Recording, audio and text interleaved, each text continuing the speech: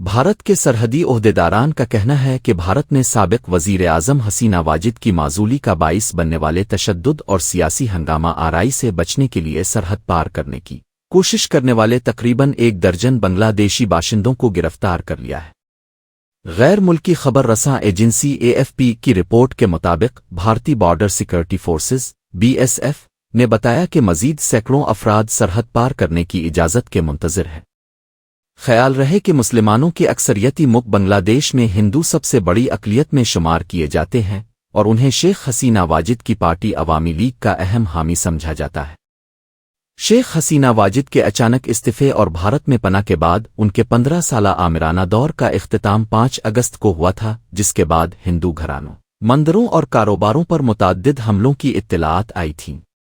بھارتی border security forces کا کہنا تھا کہ اتوار کے روز مغربی بنگال ریاست میں داخل ہونے کی کوشش کرنے والے 11 بنگلہ دیشیوں کو گرفتار کیا گیا ہے۔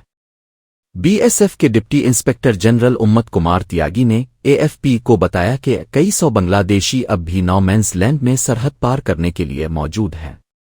خیال رہے کہ بنگلہ دیش تقریباً مکمل طور پر بھارت سے گھرا ہوا ہے، جس کی 4000 کلومیٹر سرحد کا زیادہ تر حصہ باڑ کے بغیر ہے۔